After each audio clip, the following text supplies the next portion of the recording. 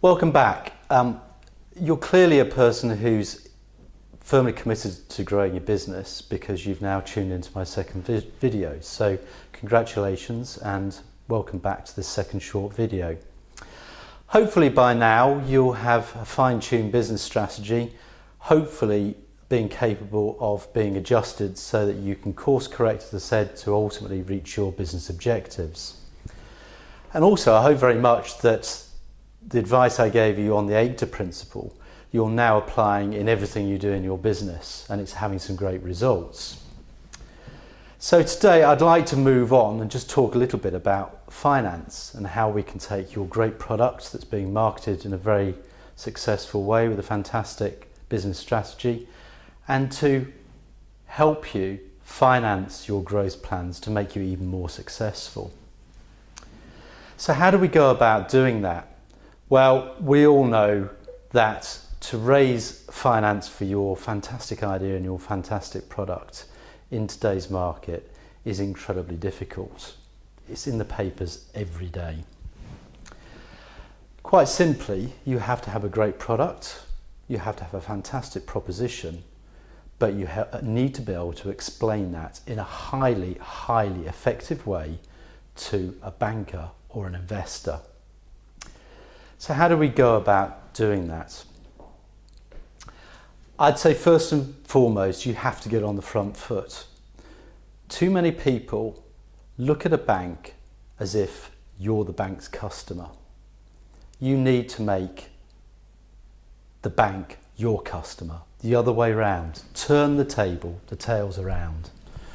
Get yourself into a position where you're able to effectively communicate why your product or service is world class, why you're unique, why you're different, why you're going to make a lot of money out of this opportunity.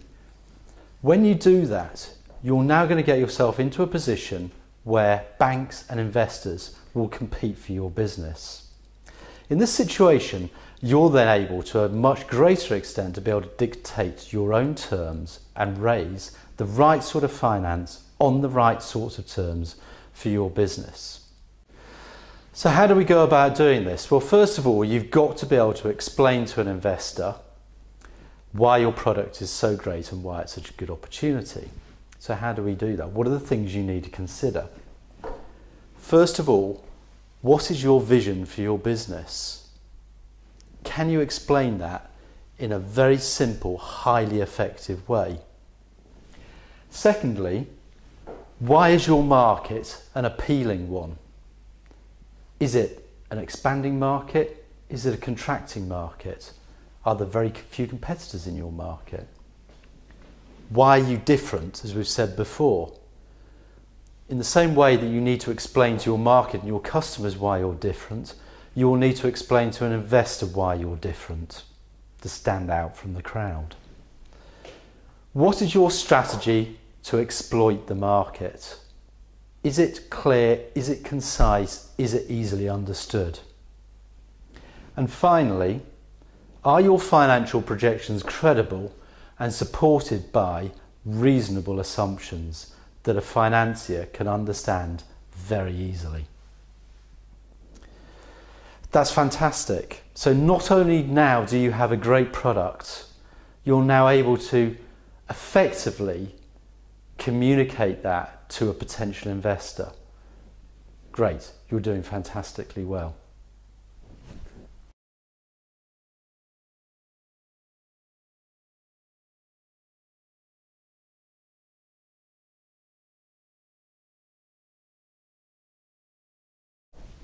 Great, we're making very good progress, but there's still very much more to consider.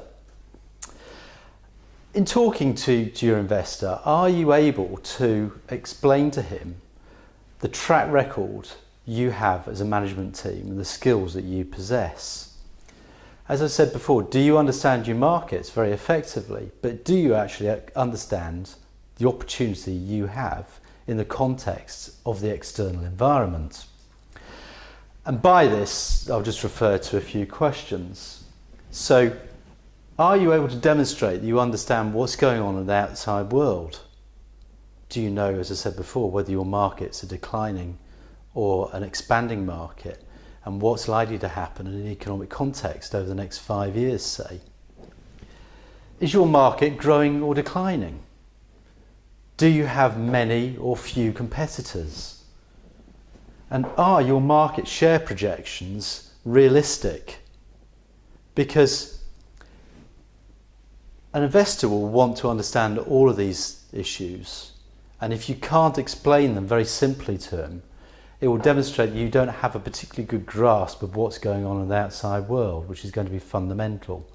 So in explaining your opportunity and positioning your opportunity, you have to be able to explain in a highly effective way the answers to all of these questions.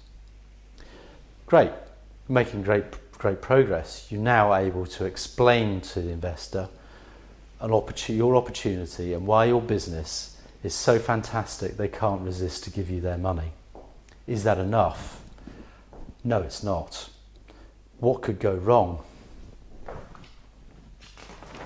What's important here is that you're able to understand the risks that are involved in your business, because anybody who's going to give you their money will probably be thinking about all the horrible things that could go wrong. So have you considered these, and have you considered ways in which you can mitigate these risks for the investor? So can you demonstrate easily what I call your SWOTs? Most people understand what this means, but if you've not come across it, that means your strengths, your weaknesses, your opportunities, and the threats facing your business. You might want to give that a go. Write as many down in each of those boxes and see where you get to. It's quite interesting. Secondly, do you know the limiting factors you're faced with within your business? For example, does that mean you haven't got the right skills in your business? Do you need to go and recruit the right sorts of people to take yourself onto the next level? An investor will want to understand all of that. Thirdly, do you understand the specific risks you are faced with in your business? And are you able to explain to an investor how you're going to mitigate those risks and how you're going to give him the confidence that you're able to deal with them? And finally, are there any alternatives? Can you produce your product in a slightly different way? And could you attack a slightly different market? If we suddenly found that your product or service or the market you were operating in suddenly went wrong, again, you will start to make your investor feel much more comfortable that you understand your market and you've considered all the alternatives.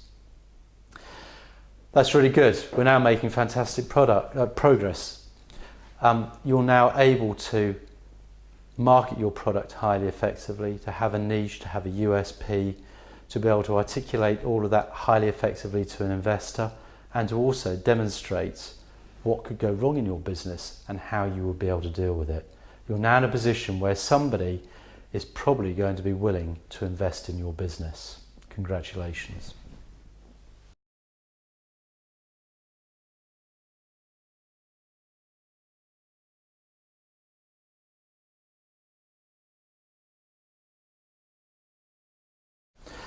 So we're doing really well. So what's next? Well, the next step to consider is, who do we go to raise the money we want to grow our businesses further? And there's a series of options here. The first of which is a bank, traditional way of raising finance.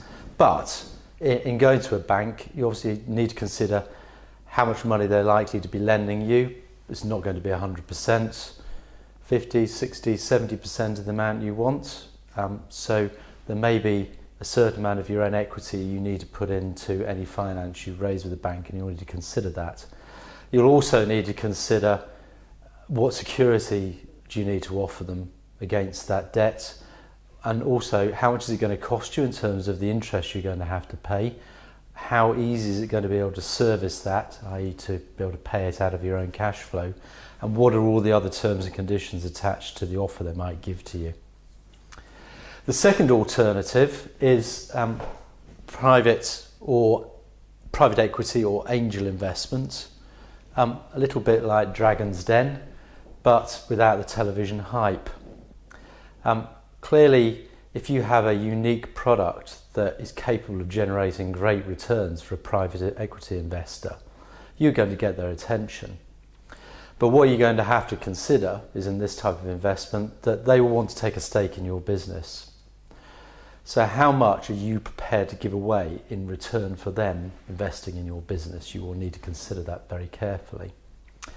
Thirdly, venture capital, a little bit similar to private equity, but generally run as a business. So it'll be a business investing in your company. 3i in years gone by is a very good example of that. And again, you'll need to consider the terms and what sort of stake they're giving to you, and how do you actually get your money out of your business as well. Very important. Finally, is there a way of getting you the finance by going into joint venture with somebody else? And this can be a highly effective way to grow your business. That in return for providing skills that they might not have in their business, and in the joint venture, they would be prepared to offer the finance to support the joint venture vehicle. A highly effective way of raising finance without having to involve banks or private equity investors, and to a certain extent to move forward on your terms. So thank you very much for watching this second video. I firmly believe at this stage, and I very much hope you've learnt quite a bit from the information I've given you. You're now in a position where you have a great product, you know how to market your product highly effectively, you know how to go about convincing somebody to give you some finance to help in your expansion plans, and you know how to explain the opportunity and the risk to the banks or another investor and the alternatives you have. Again, thank you very much for listening to this video. You've come this far. You're obviously a person who is serious about growing their business, and I'd very much like you to join me again on my third and final video.